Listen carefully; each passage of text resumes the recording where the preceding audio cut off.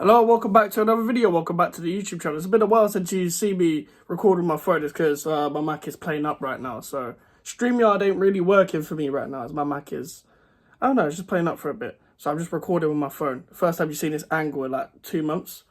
But yeah, make sure to like the video. Make sure to subscribe if you are new. We're on the road to 1K subscribers. I'm about to say 5K. 1K subscribers.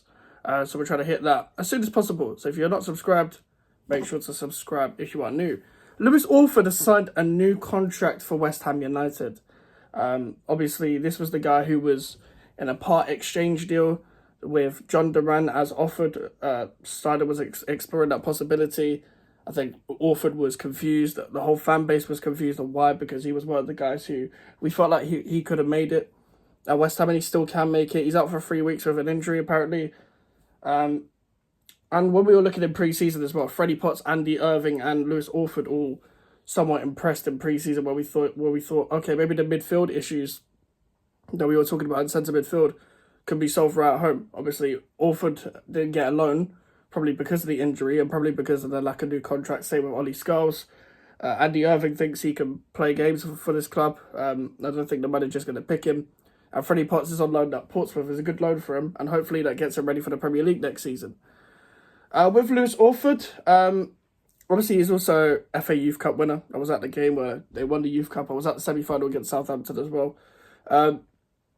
My thing is with, like, Lewis Orford, and I'm really happy he signed a new contract, is I do think he can make it, and I do think we're actually providing more of a pathway for the youngsters that we feel like are good enough, not just for the sake of providing pathways for youngsters, but we're doing it because we actually think that the likes of Ollie Scholes, the likes of Orford and Earthy and Casey have pathways at the club and have the ability to step up.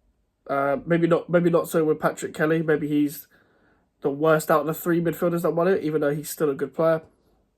Obviously, Mubama left. Kadoa, we'll see what his future could hold. He can play multiple positions, so that might help him in the future. Decent technically as well. And Callum Marshall, he can play across the front 3 as well. He seems to be quite a one of the raw type strikers, a bit chaotic at times, and that can give defenders problems. And I'm glad he's got that loan with Huddersfield, because Michael Duff will give him that boost as well. He knows him well. I think with Lewis Orford, I like him. Good controller of play, good under pressure as well. I think what we really need to get him in the next step is getting him first team football, whether that's with him, with us, or with the loan. I think he's going to probably get loaned out in January. But I'm glad he signed up under a new deal, because there was really worries that Aston Villa, because they seem to use young players a bit more, even though they haven't really bought through academy players that often. They bought back Jadon Philogene. Like, they signed Cameron Archer to then sell him again. I don't really know what that deal was all about, but they more like try and make profit. I think they would have made pure profit off Orford instead. A bit like Mubama to Man City. Mubama's not going to get a game for Man City this season, maybe unless they're winning like 10-0 or some shit and they bring him on. But with Orford, it was the fact that if Aston Villa was sniffing after him, and you could kind of see him as an Unai Emery player. So you're kind of thinking, you don't want to lose this kind of player for him to then go to a club that's higher up the table and probably at a more advanced stage of, their project and stuff like that as well. If he gets added to that and they still feel like he's good enough to play first team football, then you've really fumbled the bag. And the problem is as well,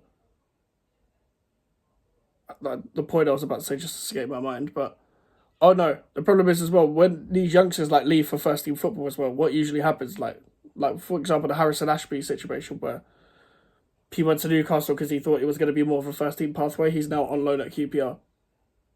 Maybe he comes in as the backup right back for Trippier for Livermore when Trippier leaves, and maybe they sell Emil Kraft eventually as well. But they kind of use this promises just so they can sign these players.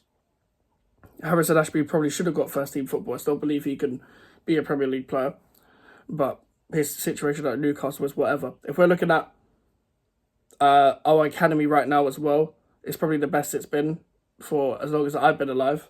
Probably the best it's been since the whole the Lampard, Carrick era.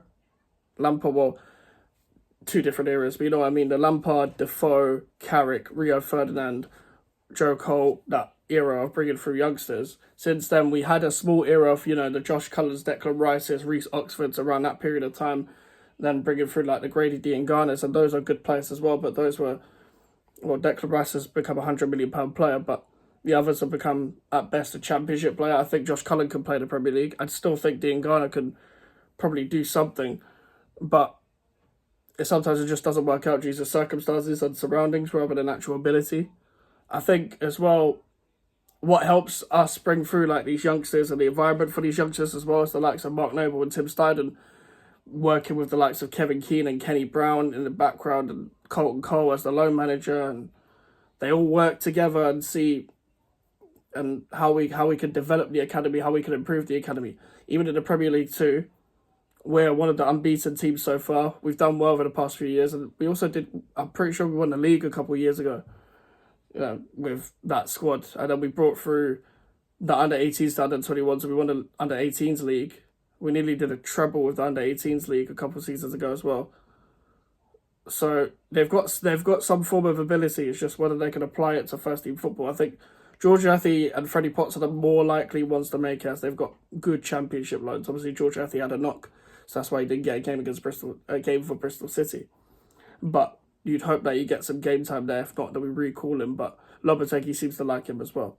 So let's say this is the long-term manager for these youngsters, then you're really going to see the ultimate highs and benefits.